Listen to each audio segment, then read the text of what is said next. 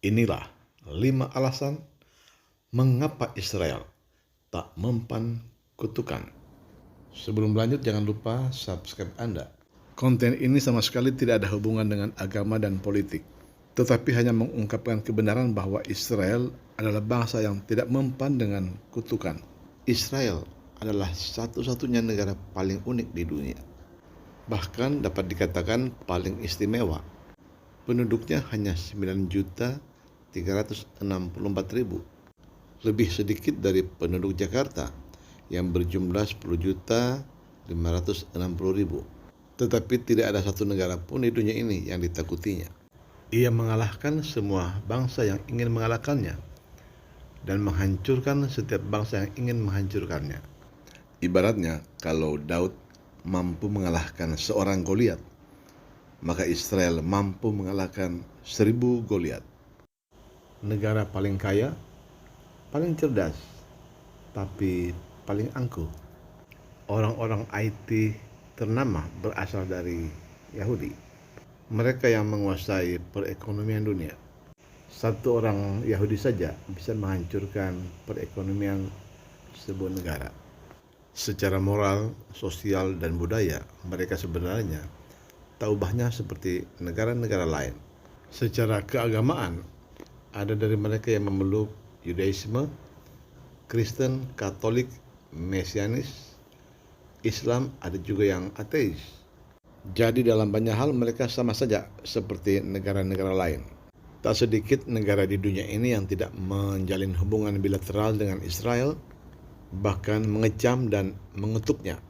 Dilansir dari The News International, seperti yang diberitakan oleh Tempo.co, ada sekitar 30 negara yang mengecam dan mengutuk Israel.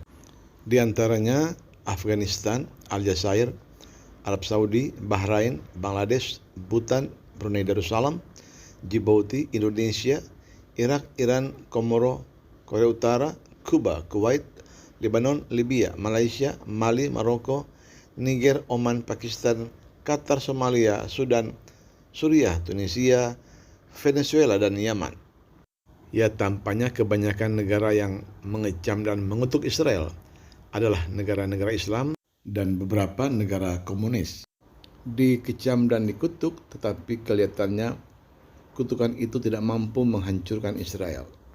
Mereka bahkan semakin eksis, semakin berani, semakin ditakuti, sekaligus disegani. Bahkan ada kesan mereka mengejek dan menertawakan negara-negara yang melawan mereka. Negara-negara yang membenci Israel habis akal bagaimana cara untuk melenyapkan Israel, kecuali menyampaikan berita bohong tentang Israel kepada dunia melalui media. Lalu apa sebenarnya membuat Israel menjadi negara yang tak mempan dengan kutukan? Ini 5 alasan yang kita ambil dari Alkitab. Pertama, Israel adalah harta kesayangan Tuhan. Keluaran 19 ayat 5-6. Jadi sekarang, jika kamu sungguh-sungguh mendengarkan firman-Ku dan berpegang pada perjanjian-Ku, maka kamu akan menjadi harta kesayangan-Ku sendiri dari antara segala bangsa. Sebab akulah yang empunya seluruh bumi. Kamu akan menjadi bagiku kerajaan imam dan bangsa yang kudus. Inilah semuanya firman yang harus kau katakan kepada orang Israel. Kedua, Israel adalah biji mata Allah. Sakaria 2 ayat 8. Sebab beginilah firman Tuhan semesta alam, yang dalam kemuliaannya telah mengutus aku mengenai bangsa-bangsa yang telah menjarah kamu. Sebab siapa yang menjamah kamu, berarti menjamah biji matanya. Ketiga, Israel adalah bangsa yang diberkati oleh Tuhan. Kejadian 12 ayat 2-3.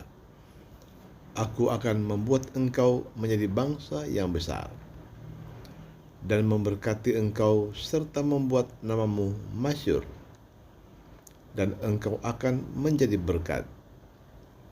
Aku akan memberkati orang-orang yang memberkati engkau dan mengutuk orang-orang yang mengutuk engkau. Dan olehmu semua kaum di muka bumi akan mendapat berkat. Keempat, Israel, bangsa yang dipagari oleh malaikat.